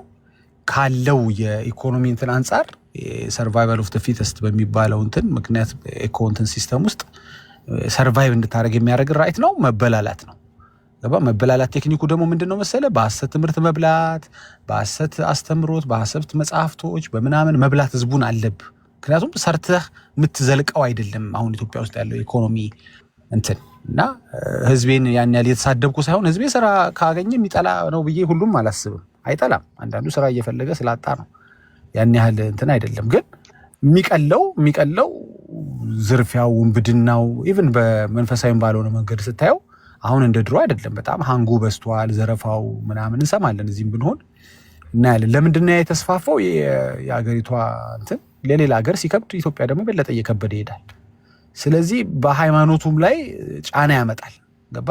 ካህናቶች አሁን ከዛ ወጥተው ያ ቤተክርስቲያን ቢዘጋ በዛ ጻድቅ ይገኛል የተባለው ትሩፋት እንደሌለ ሰው ከተረዳ ፊቱን ወደ ስራ ሊያዞር ነው ሰው። ገባ? ቤተክርስቲያን ሄዶ ከዚህ በኋላ ለመሸወድ ፈቃደኛ አይሆንም። እንኳን ለቤተክርስቲያን የሚበላው ይቅርና ለራሱ የሚበላውም ከሌለው ካህናቱ they will come up with something to ገባ ሰውን ለመዝረፍ በቃ አዳዲስ እንትኖች መገለጣቸው አይቀርም። ያኔ ደግሞ ሰው ይመረራል። ትላንት የተበላው ሳያንስ አሁን ደግሞ አዲስ ዘረፋ መንገድ ይዘው መጡ ብሎ እኛ ስርም እነሱ ስርም የሚርመሰምሱትን ያው እንትና እኛም ጋር እንኳን አሉ እኛም ሰፈር አሉ እንዴ እነ ባለ ዘይቶች እነ ባለ ገስታውሶች አሉ። እነዚህም ያው ከነዛ ያልተናነሰ ቃል ኪዳን አለን። እኔ ካልጸለይኩልሽ፣ እኔ ስጨነልሽ፣ እኔ ስነግርሽ፣ እኔ ትንቢት ካመጣውልሽ መልእክት አሉ። ዘረፋው ሁሉም ጋር ነው፣ ሙስሊሙም ጋር ይኖራል፣ የትም አለ። ስለዚህ ይሄንን ሁሉ የሚለውጠው አንዳንድ ጊዜ የሀገሪቷም እንትን ኢኮኖሚ እንትን ቢቀየር ሰው እንደምንም ብሎ ስራ ፈጣሪ ቢሆን ይሄን ስራ አጥነት እንደምንም አድርጎ መመከት ቢችል ለተረት ጊዜ አይኖረውም። ገባ? እንኳን ገድል ለማንበብ ሰው ህይወቱን እንኳን በስነ ስርዓት የሚመራበት አሁን ጊዜ እያልኖሮ ይመጣል። ግን ጠንቋይ ቤት ብዙ ሰውን የሚያንበላልሰው ጠንቋይ ወዶ አይደለም ልልህ ነው። ገባ? ሰርቫይቭ ማድረግ አለበት። ሰርቫይቭ ማድረግ ስላለበት ጎረቤቱን ገድሎም ቢሆን መኖር ስላለበት ድፋልኝ ለማለት ይሄዳል። እና ወደ ገድላቱ የሚያመዝነው ገድላቱ ሞር ሪኳየርመንታቸው ቀላል ነው። ገባ? የሆነ ነገር አጫጭሰ አተላጠጥተ ምናምን በቃ ተጸድቃለህ የሚለው ይሻላል። እዚህ መጥቶ ሁሉ ጊዜ በጽድቅ መኖር የሚለውን ሪኳየርመንት ፎሎ ከሚያደርግ እና ስለ ዘላለም ህይወቱ አይደለም እየራበው ስለ ዘላለም ህይወቱ አያስብም ብዙ ሰው ያ ነው። እና ብዙ ነገሮች ይለውጣል ነው። እና ኢትዮጵያ ውስጥ እንደዚህ አይነት ማላገጡ የበዛው በህዝቡ መቀለድ የበዛው ኦርቶዶክስ የተመቻት ለዚህ ነው። ሐሰት ትምህርቷ የጸደቀላት ያው ከዚህ በኋላ እንኳን እየፈረሰ መጥቷል። እግዚአብሔር ይመስገን። በእነዚህ ባለፉት 10 11 ዓመታት 12 ከዛም በፊት እየጸደቀላት የነበሩት ነገሮች መድረቅ ጀምረዋል። ግን ጥሩ ይዞላት የነበረው ለምንድን ነው? ህዝቡ የትምህርት የስራ እድሎች ገባህ፣ እንደገናም የቴክኖሎጂ የምናምን እድሎቹ በጣም ጠባብ ስለነበሩ እዚህ ህዝብ ላይ መቀለድ ይቻላል። ገባህ? ከእንደዚህ አይነት እንትኖች የራቀን ህዝብ ትቀልድበታል፣ ለመዝረፍ ይቻላል። ህዝቡ ግን ከነቃ በኋላ አሁን ዩኒ ማኛን ስታየው ከዚህ በኋላ ምን ብለህ ነው የምታታለው? ብዙ ነገሮችን በራሱም በጌታም ጸጋ መርምሮ ደርሶበታል። ወደኋላ ላታለ ብትለው ሙድ ነው የሚይዝበት። አሁን ያን ልጅ አስገብቶ በቃ እየሳቀበት ነበር። ከዚህ በኋላ ታታለኝ አትችልም እያለ ነው። በቃ ስለ ክርስቶስ ሳምራ የሚነግረውን ተረት እየሳቀ ነው የሰማው። ምክንያቱም በቃ አንዴ ከበራለ በራለን። ህዝቡ አሁን አንዴ ከበራለት በኋላ ምንም ብትለው አይሰማም። ይሄን ተረት ዘርበል ነው የሚል። እስካሁንም አንተ ቤት የተመላለስኩት ጠንቋይ እኔ እንትን ይለኛል ገድሉ ይጠቅመኛል ብዬ አይደለም። ግን ከማህበረሰቡ እዚህ ድህነቴ ላይ ብገለል ከድር ብገለል ምናምን የሚለው የኖረው ጫና ስላለ ነውና ብዙ ማለት ይቻላል። ኦርቶዶክስ እንግዲህ ከዚህ በኋላ የህዝቡ ድህነት ነው ያንቺ ተስፋ። ህዝቡ ድሃ ከሆነ ነው አንቺ ሐሰት ትምህርትሽ የምትቀጥዩኛ ፍረሺ ማለታችን አይደለም። ግን ሐሰት ትምህርትሽ ከዚህ በኋላ የሚቀጥለው ህዝቡ ድሃ ከሆነልሽ ብቻ ነው። ህዝቡን ግን እግዚአብሔር ብቻ ከታደገው ሰውም ደግሞ ጨክኖ ስራ ፈጣሪ ሆኖ ከዚህ ድህነት አረንቋ የሚወጣ ከሆነ በኢየሱስም ደግሞ ይወጣል። ለህዝባችን እኛም እንጸልያለን፣ ለሀገራችን እንጸልያለን። ያኔ ሐሰት ትምህርት እና የኦርቶዶክስ የሐሰት ልምምድ በረ ትቀልዳላችሁ። እኛ ሰፈር የሚርመጠመጠ የውሸት ነቢያት ሁላ ያኔ ጌታ ይረዳዋል ማለት ነው። እንግዲህ ያኔ በንስሐ እንግዲህ ይመለሳል ወይም የወፍጮ ድንጋይ ታስሮበት ይሸኛል ማለት ነው። እሱ እንደ ግለሰቡ ምርጫ ነው። መምህር ፋሪስ እንኳን ደህና መጡ። ሜርሲዬ ሰላም ብያለሁ። እንኳን ደህና መጣሽ። ኦርቶዶክስ ካላችሁ ግቡ፣ እስኪ አንዱ ግቡ። ሰላም በይ ሜርሲ። መምህርም ሰላም ይበሉ። መምህር ፋሪስ የኔታም ቆሞስ ሰላም ብያለሁ። ተባረኩ። አሜን። ሁላችንም ሰላም ብያለሁ። እድሜዬ፣ ሰኒ፣ ወንድማችን ሰለሞን፣ መርስዬ ሰላማችሁ ብዝት ይበል። እየሰማሁ ነበረ ዳግዬ፣ ጥሩ ነው ያልከው፣ ጥሩ ንግግር ነው የተናገርከውና እውነት ነው። ድህነት ነው በእርግጥ ሃይማኖቱ በአንድ በኩል ስናየው ሃይማኖቱ ራሱ ድህነት ሰባኪ ነው። በማጣት ጽድቅ አለ፣ በመቆሸሽ በመንገላታት እንደዚህ አይነት ጽድቅ ይሄ ጠማማት መቼም ወንጌል ነው ለዚህ ሁሉ የሚፈውሰውና ወንጌል ነው ሰዎችን ወንጌል ለዚህ ህዝብ ምን ያስፈልጋል ብትለኝ ወንጌል ነው። ወንጌል ሁለንተናዊ ስለሆነ ማለት ነው። እንደ ኢትዮጵያ እንኳን ብዙ ስናይ አሁን ወደ ደቡብ ስንሄድ እንሰትን የመሰለ እንደዚህ ሙዝን የመሰለ ፓፓያን የመሰለ ወንጌላውያን ናቸው። መካነ ማነው ለምሳሌ እንደው ካቶሊክም እግዚአብሔር ስጣት በዚህ በኩልም ትልቅ አስተዋጽኦ አድርጋለችና ፍራፍሬዎቹን እንኳን ወደ ኢትዮጵያ የማስገባት አይምሯቸው የነቃ የዳኑ ሰዎች ናቸውና ትምህርት ቤትና አሁን እንደ ቃለ ሕይወታውን በደቡብ ብታዩ ብዙ ቦታ ትምህርት ቤት ያሰሩ እነሱ ናቸው። ይሄ ማለት የአይምሮ ንቃት ነው እና ወንጌል ለዚህ ያስፈልጋል። ወንጌል ነው የሚለውጠው። በቄስ ቤት ቄስ ያው አሁን ስላሴ ቢያንስ 300 ካህናት ደሞዝተኛ ነው። 300 ካህናት ደሞዝተኛ ሲሆን በትንሹ ዲያቆኑ አሁን በቀላሉ እስከ 40 ሺህ ብር ገብቷል ማለት ነው። ዲያቆኑ የቄሱ ከዛ በላይ ነው። ያስተዳዳሪው ደግሞ የትና የት ሄዷል ማለት ነውና ይሄ ሁሉ ምግብ ይፈልጋል፣ የሁሉ ደሞዝ ይፈልጋል። አገልግሎት የሚደርሳቸው በ6 ወር በ4 ወር ነው የሚደርሳቸው። ግን እዛ ለመግባት ያው በሙስና በምስል የሚገቡ ያው አንዴ ከገባህ በቃ አንዴ ከፍለሃል። በ6 ወር ነው አገልግሎት የሚደርስህ። ይሄ ካህን ይሄ ብርኬት ይመጣል እንዳልከው በዚህ በስላስሉ በዚህ በገሉ እንዲሆንላቸዋል በማለት ካልሆነ በስተቀር ይሄን ካህናት ለመመገብ ወይም ደግሞ ደሞዙ ለመክፈል ግዴታ ይሄ ያስፈልጋል። እነሱ ደግሞ የመስራት እንትን የላቸውም፣ ኢንተረስት የላቸውም። ምክንያቱም ከመጀመሪያው ጀምሮ ልመና ነው። በቆሎ ትምህርት ቤት ጀምሮ ልመና ነው። ከዛም በኋላ በልመና የቀጠለ ነው ሁሉ ነገር ማለት በስጡኝ ማለት ነው። በስጡኝ ነውና እንደውም አንድ ጊዜ ትዝ ይለኛልና ምንድነው እነዚህ ቄሶች እልፍ ብለው ስራ የሚባል ነገር አይፈልጉም፣ እንደው ብቻ ዝም ብለው መዞር ነው። ለምንድነው መጠጥ ቤት ነው የምታወት? ለምንድነው የማይሰሩት? ለምንድነው መለወጥ የማይፈልጉት የሚል ተነሳና አይ ወደው አይደለም አላንዱ የሙት እንጀራ ስለሚበሉ አይሙራቸው ሙት ነው የሙት እንጀራ ስለሚበሉ እና እንደዚህ አይነት ነገሮች አሉና መለወጥ የሚባል ነገር አይፈልጉም። በቃ ሁሉ በአንጣና በስጠኝ የተለከፈ ነው እና ለዚህ ነው እንዳልከው ወንጌል ያው ህዝቡን ሲቀየር ሰው አይምሮው ይነቃል፣ ለስራ ይነቃቃል፣ የስራን ጥቅም ያውቃል። ያደጉ አገሮች የምንላቸው ቢሆን እናንተ ያላችሁበትም ቢሆን የዳኑ ሰዎች ናቸው ስለሰሩት ነው ዛሬ ሁሉ ሰው የሚፈልገውና ወንጌል በጣም ለዚህ ህዝብ ያስፈልጋል። ወንጌል ራሱ ለስራ ያነቃቃል፣ አይምሮን ያነቃል፣ የስራ ፈጠራ ሁሉ ነገር በቃ ብሩህ ያደርጋል። ያለ ወንጌል ጨለምተኝነት ነው። የሰማዩ አይደለም የምድሩ ራሱ ለመኖር ራሱ ጨለምተኝነት ነው፣ ተስፋ ቢስ ነው።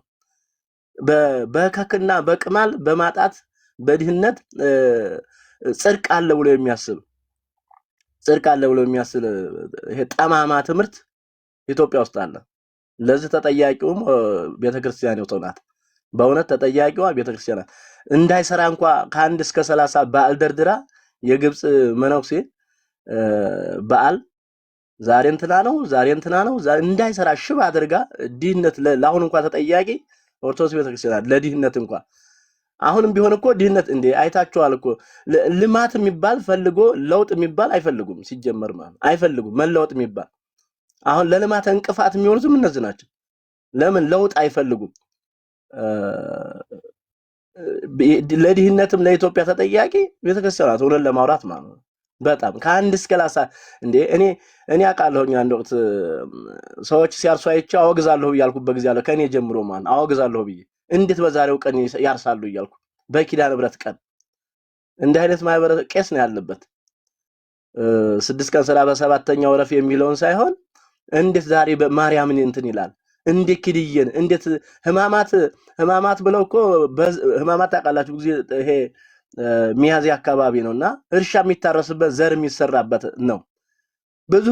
ብዙ ህዝብ እኮ በዚህ ምክንያት በህማማት እንዴት ታርሳለህ ተብሎ ተከልክሎ የእርሻው የዘር ቀን ያልፈዋል። ታውቃላችሁ ሰሜን አካባቢ ያልፈዋል። ካለፈው በኋላ እንደተጠበቀው አይሆንም። ከዛ የሚደረገው ለድህነት ነው። እንዳያርስ እየተወገዘ ዛሬ ባል ነው እንዴት በመርቆሪያው ታርሳለህ? እንዴት በተክልዬ ታርሳለህ? እንዴ ባቦይ ታርሳለህ እየተባለ ማለት ለኢትዮጵያ ድህነት ተጠያቂ ቤተክርስቲያናት ነው ለማውራት ማለትና እግዚአብሔር ህዝባችን ይፈውስ። እውነት ወንጌል ያገኘው ወንጌል አርነት ነው። ወንጌል ነፃነት ነው። ለዚህ ምድር እንኳን ለመኖር ወንጌል በጣም አስፈላጊ ነው። አእምሮ ይፈታል፣ ከእውነት ጋር ይቆማል። አለበለዚያ ማንም ይሄ እድፍ ያለ ቄስ ንግግሩ እንኳን የማይመች ሲያጃጅለው ነው የሚኖረው። ሲያጃጅለው ማለት ለራሱ አይሆን ለህዝቡ አይሆን ለራሱ ታስሮ ሰውን የሚያስር ማለት ነው። እስረኛ የሚያደርግ በጣም ግርም የሚል እኮ ነው። በጣም አንድ የማይጠበቅ ካህን መጥቶ እኮ ነው ፕሮፌሰሩን መጥቶ የሚያወግዘው የተማረውን የሚናገረው። በጣም እኮ አሳፋሪ ነው እኮ። ያው ሰው ታውቃላችሁ ለሃይማኖቱ ተገዥ ነው፣ ለሚያምነው ነገር ይገዛል። በዚህ ምክንያት ህዝባችን ታስሯል፣ እስር ቤት ነው ያለው። እንዳይሰራ እንኳን እንዳይለወጥ እንኳን አይምሮ እንዳይነቃ እንዴ የኛ ህዝብ እኮ መጾም ያለበትን ትቶ ሌላውን የሚጾም ነው። መስራት ያለበት ትቶ ሌላውን የሚሰራ ነው። እንደ ሰው ለመግደል መሳሪያ እየወለወለ በሮብ ነው የሚል እኮ ነው። በሮብ ነው እንዴት በሮብ ጾማለሁ በሮብ እንዴት እበላለሁ የሚል ሰው ማይበረሰብ እኮ ነው። እንዴት በጾም ብላትኛለሽ የሚል እኮ ነው። እንግዲህ ሰውን ለመግደል እየሄደ መሳሪያ እየወለወለ ብላ እንጂ ሲባል እንዴት በሮቡ ብላ ባላለሁ የሚል መጾም ያለበትን የማይጾም አላስፈላጊ ነገር የሚጾም እንደገና መስራት ያለበትን እንዴ ሰው ሰርቶ ማግኘት ያለበትን ትቶ የግብጽ ወደላ መነኩሴ ሁሉ ሲያከብር የሚውል እና በቀላሉ ደግሞ የመንግስተ ሰማያት ቀለል አድርገው አመጡለት። ስለ አቡነ ሀቢብ ብለህ 3 ጊዜ ብትጎርስ መንግስተ ሰማያት ትገባለህ የሚል ያኛውን ያጎስባተ ከተባለ በኋላ ስለ አቡነ ሀቢብ ብሎ ከጎረሰ መንግስተ ሰማያት የሚገባበት እንደ ግሸን ማርያም ሄዶ የ40 ቀን የሚሆንበት እኮ ነው። እንዴት በጣም እኮ ነው ህዝቡን እየቀለዱበት። ግሸን ጤፉት የሚባል መጽሐፍ አለ። የ40 ቀን ማለት ለምን 80 ዓመት አይኖረውም ሰውየው? እንደማንም ተጉዞ መሄድ ነው የሚጠበቅበት ግሸን ማርያም። ስለዚህ ምን ይሆናል? የ40 ቀን ልጅ ይሆናል። በቃ 40 ቀን ልጅ ማለት ኃጢአት የሌለበት ማለት ነው። ኃጢአት ሲጨልጥ ኖሮ ማለት ነው። እንደ አይነት እንዲሁም ደግሞ መቃብር የጠበቀና አቡነ ሐራን ስናይ እኮ መቃብር የጠበቀ 10 ትውልድ ምድልሃል የሚል እንደ አይነት ዕቃ ጨዋታ ህዝቡ ላይ እየተቀለደበት ያለ ሁኔታ ነውና ህዝቡ መለወጥ ወንጌል ለዚህ ነው ተግተን መስራት አለብን። ይሄ ህዝብ እስካልተቀየ ድረስ ወንጌል የምናቆምበት አይኖርም።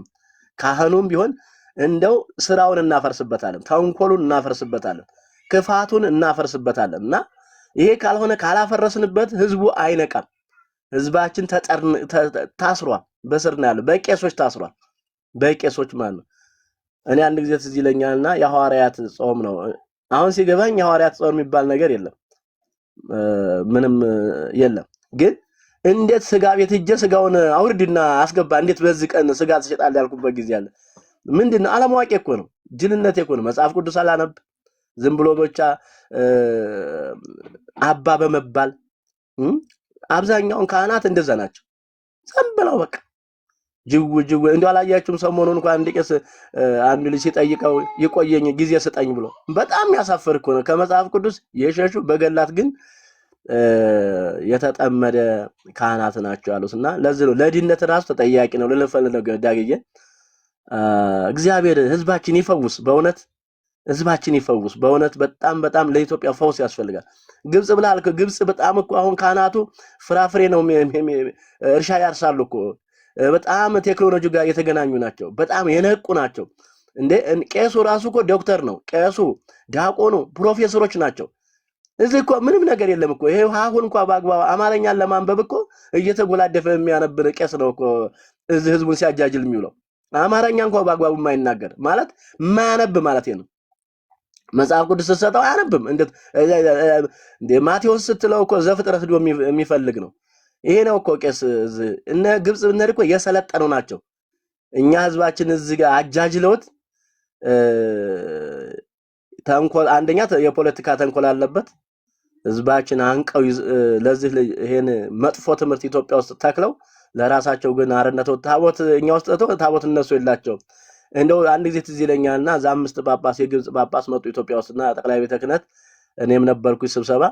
እንደው ታምረ ማርያም እናንተ ጋር አለ ብለን ጠየቅን ማለት ነው። አረ ይሄን ታምረ ማርያም የምትሉት ነገር አናቅም አሉ። አናቅም ይባል ነው እኛ ግን አናቅም። እንደ አባ ገብርኤልና አባ ሚካኤል ጻፉት ይባል የለም ወይ? ከናንተ የመጡ ጳጳሳት ናቸው እነሱ ናቸው የጻፉት። ዘርዓ ያዕቆብ ያጻፈው ማለት ነው። አይ እኛ ታምረ ማርያም ይባል የለንንም አናቅምም አሉ። ዓርብ ሮብሳ እንዴት ነው? ዓርብ ሮብ ራሱ እኛ አናቅም። እንደውም ዓርብ ሮብ እነሱ ወተት ነው የሚጠጡት። ኢትዮጵያ ውስጥ ይሄ ደብተራ የወለደው እኮ ነው። በጣም ህዝባችን እንደዛ አንቆ ያዘ። ይገለበጥ በኢየሱስ ስም። እና በጣም ነው አንድ ህዝባችን የሚያሳዝነውና ጌታ ይርዳን እላለሁኝ። ተባረኩ ተባረኩ። መመፋረስ ዘካይ ብዛለሁት መርሲ የሰላም በይ እንኳን ደህና መጣሽ አለሽ አላሁኝ። እንዴት ናችሁ? ሰላም ነን። ልተኝ እኮ ነው በቃ እንቅልፍሽ። ኧረ አላውቄ ነው ድምጼን ቀነስ ያደረኩት አውቄ ነው። እሺ እንዴት ናችሁ? ሁላችሁንም ሰላም ብያለሁ። ዳግዬ ሰኒ የኔታ ይበለን እና ደሃመር ሌሎቻችሁም ሁላችሁንም ሰላም ብያለሁ። ተባረኩ። ሰላም ብሽምዛ ይበለን እንኳን ደህና መጣ። ሰላም ርዕሱ እኮ አለ ሲርስ ሰላም ነህ ይበለን። ሶሪ ግን ስምን ይበለን ነው አለው። እግዚአብሔር ይመስገን። ሰላም አልክ? አለው። እግዚአብሔር ይመስገን። ሰላም ናችሁ? ደህና ነን። አንተ እስካሁን ጌታን አልተቀበልክም እንዴ? ማንኔ? ኧረ እኔ በጌታ ነኝ። ይበለን ከማውራቱ በፊት አንዴ እኔ ቆሞስን ልበላቸው አንድ ጊዜ አንድ ደቂቃ ብቻ። ኦኬ።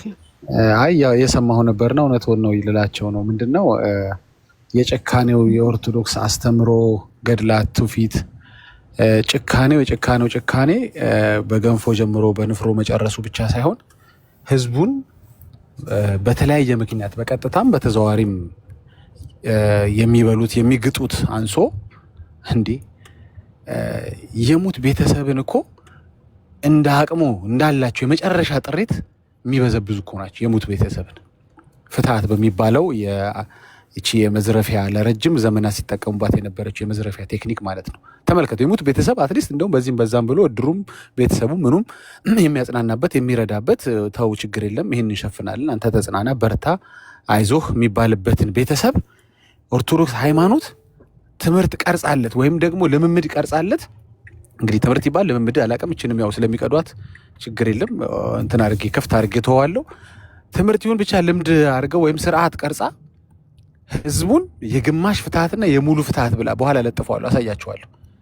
የምታስከፍል እንደው የሙሉ መክፈል አልቻልኩም ካልክ በዚህም ብቻ አረ እንቆይ ለቅሶ ላይ ነኝ ሀዘን ላይ ነኝ እሺ ቢያንስ የግማሽ እንዴ ማለት ጭካኔው ፈጣጣነቱ ሌብነቱ ዘረፋው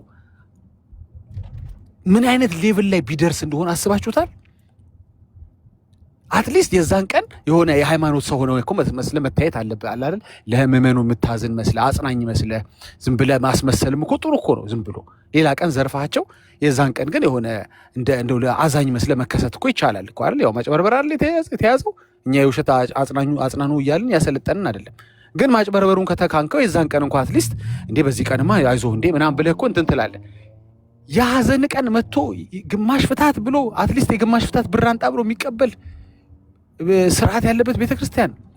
ሌብነቱ ዘረፋው ለምንድን ነው የተስፋፋው ብትለኝ ወይም ብትሉኝ፣ ምክንያቱም አገሪቷ በኢኮኖሚ የደቀቀች ስለሆኑ ካህናቶቹ ከዚህ በኋላ ቸርቹን ዘግቶ ወደ ስራ ሊሄድ አይችልም። እንኳን እነሱ ልጆቻቸውም ስራ አጥ ሆነዋል።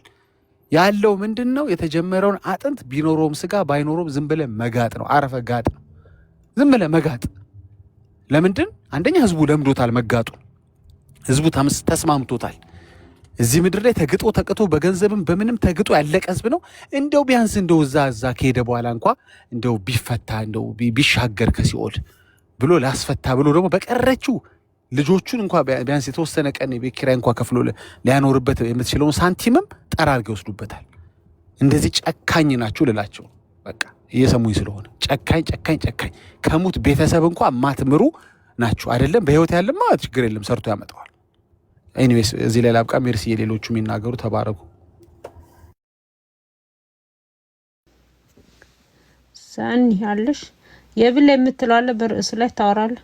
ሰኒ የምትለው አለሁ ቅዱሳን ስራ አይደለሽም? ስራ ነኝ። እረፍት አንድ 10 ደቂቃ አለ። ተባረኩ እያልኩ ነው።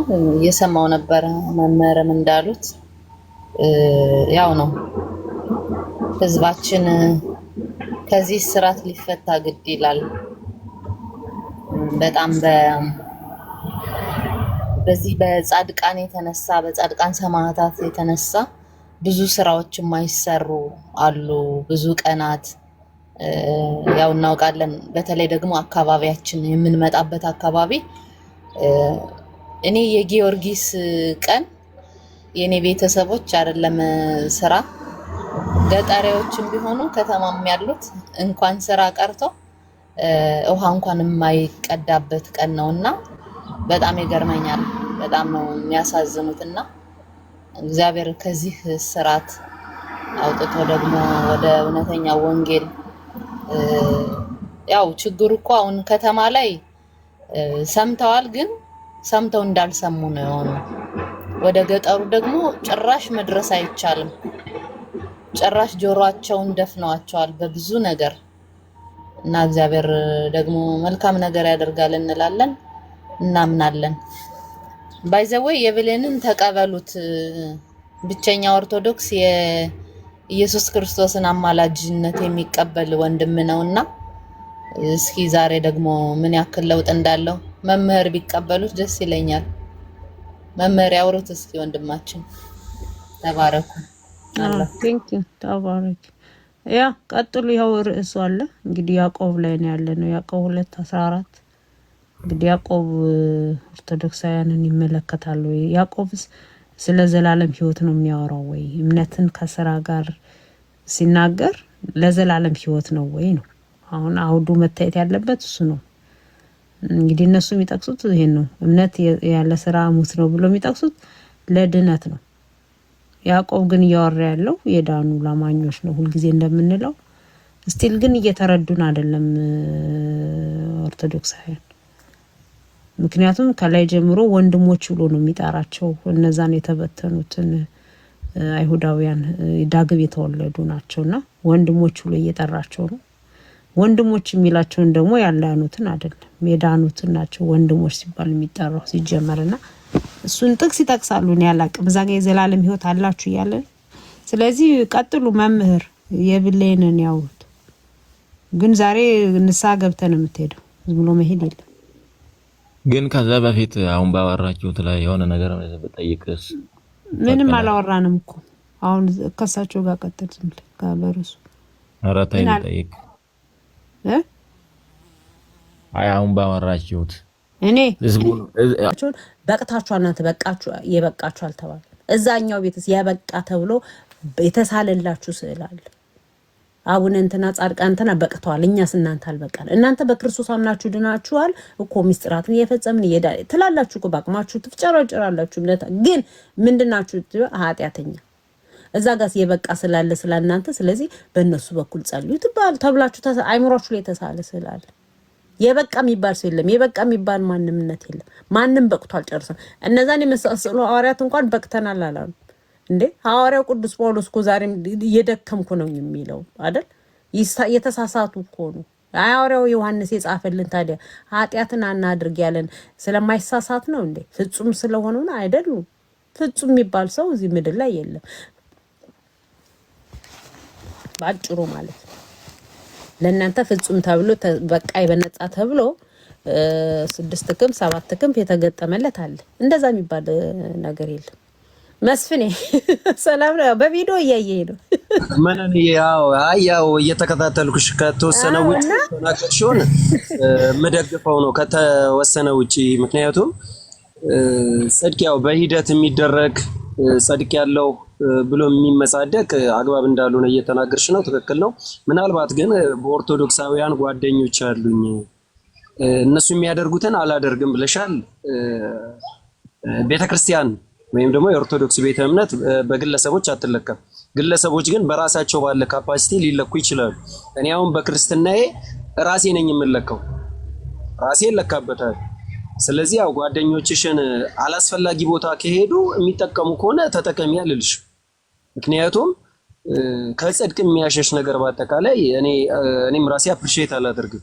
ስለዚህ የምትናገሪው አሁን ለምሳሌ ኦርቶዶክሳውያን ይሁን እንጂ ግብራቸው ካልገለጸ እኮ ኦርቶዶክስ እኮ ናቸው ማለት አይቻልም። ሙስሊም ሆኖ የሙስሊምን የማያራምድ ከሆነ አላመነበትም፣ እያደረገ አይደለም። ወይም ደግሞ እንደ ስጋዬ ፍቃድ ስለተገዛ ለስጋው ያንን ሰው መሸሽ ክፋት የለውም። እና ያው እንችን የመሳሰሉ ነገሮች እንጂ እኔ አሁን ተመስጬ ነው ሳዳምጥሽ የነበረው። ምክንያቱም ከየትኛውም ፕሮቴስታንት የማይሰማ ነው እየተናገርሽ ያለሽ። ዳጊም ቅድም ሲናገር እየሰማሁት ነው።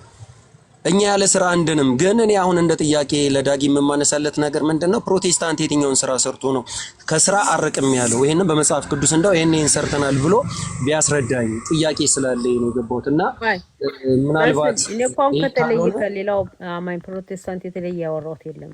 ፕሮቴስታንቱም አውርተሻል። ማርያም አልዋሽም። መነን እግዚአብሔር ዳጊ የሰማሁት በነገራችን ላይ ይኸውልሽ ክፉ ነገር አልሰማሁም። አዳምጪኝ፣ በተቃራኒ አይደለም ግን ቆይ አዳምጪኝ። መነን የተናገረ ሚውት ላርግና እንደ ቅድሙ ላዳም መናገር እችላለሁ ነው የምልህ። ኃጢአት የለብንም ብዬ አልልም። ማናችንም ፍጹም ሰው የለም። እኔ ብትጠይቀኝ ፐርሰናሊ ሁላችን ሁሌ የምንለው እኮ ነው የዳነው በእምነት ነው፣ በክርስቶስ ኢየሱስ ስራ አምነናል። ከዳን በኋላ ግን የጽድቅ ፍሬ ማፍራት የእምነታችን እምነት ያመነው እምነት የዳነው እምነት የዳንበት እምነት የሚሰራ ስለሆነ ሙት እምነት ስላልሆነ ስራን እንሰራለን። መልካም ስራ ሁሉ የተባለ እንሰራለን። መልካም ስራ ካልሰራሁኝማ እምነቴ የሞተ ነው። እምነቴን መግለጥ የምችለው የሚያፈራ እምነት ነው፣ የሚታይ እምነት ነው፣ የሚዳሰስ ነው፣ የሚጨበጥ እምነት። ለዛ እኮ ነው አብርሃም እኮ ልጁን በመሰዋ ሲያቀርብ በስራውም አልጸደቀም ሲል እኮ አስቀድሞ በእምነት ጸድቋል እኮ አብርሃም። ልጅን ሳያገኝ በፊት ዘር እንደ ሰማይ አሸዋ እንደ ምድር አሸዋና እንደ ሰማይ ከዋክብት ይበዛል ሲለው በዛን ሰዓት አመነው፣ እግዚአብሔርን ጽድቅ አድርጎ ቆጠረለት። ምን ስላለው? እኔ ልጅ የለኝም የሚወርሰኝ ምናምን ሲል እንደዚህ ነህ አንተ እኮ ዘርን አበዛለሁ ሲለው ያችን ቃል አመነ፣ ጸደቀ። በቃ አብርሃም ያመነው ያኔ ነው። ከ21 ምናምን ዓመት በኋላ ልጅን ሲሰጠው ልጅህን ረድልኝ ሲለው እግዚአብሔር ማለት ከሞተ እንደሚያስነሳው ስላመነ ነው አብርሃም ልጁ ሊሰዋለት ሄደው። ቢሞት እንኳን አሁን ያስነሳልኝ ብሎ ኢቭን ለሚስቱ ሳይነግራት ነው የሄደው አይደለ? እኔና ልጄ መስዋዕት ሰውተን እንመጣለን፣ ለእግዚአብሔር ሰውተን እንመጣለናል። እመለሳለሁ ሲል ኦልሬዲ እንደሚሰጠው አምኗል አብርሃም። ምክንያት አስቀድሞ ከ20 ምናምን ዓመት በፊት ዘር እንዲህ እንዳበዛ ሸዋ ይዞ ይበዛል ብሎ ሲነግረው ያመነው እግዚአብሔር ከዛም ቃሉን ጠብቆ ልጅን ስለሰጠው አምኖታል እግዚአብሔር። ስለዚህ አብርሃም በእምነት የጸደቀ ነው። እምነቱን ግን በስራ አሳይቷል። ኦፍ ኮርስ አሳይቷል። እኛም ፕሮቴስታንቶች ስናምን እንሰራለን፣ ግን ለመጽደቅ ብዬ ነው አይደለም። በዛ መካከል ግን እኔ ጻድቅ ነኝ ብዬ አሉ። አሁን መስፍን የቀድማይ ምን የጠየቀኝ ምንድነው? ያመነ ሰው ኃጢአት አይሰራም ወይ? ፍጹም የሚባል ሰው የለም። ኢንክሉድ ሁላችን አንድም ጴንጤ ፍጹም ነኝ አይደለም። ግን ይሄ አምነን ክርስትናን ብለን ስንጀምር አዲስ ፍጥረት ስንሆን ግን በአዲስ ማንነት እንመላለሳለን። ለዛ ነው እኛ እንደፈለግን መኖር ማንችለው። እንደ ድሮ ማንነታችን አይደለም እንኖር። ለምን አሁን የገባንበት ህይወት አለ፣ የተካፈልነው ህይወት አለ፣ የጽድቅ ህይወት አለ። እኛ የእግዚአብሔር ቤተ መቅደሶች ነን።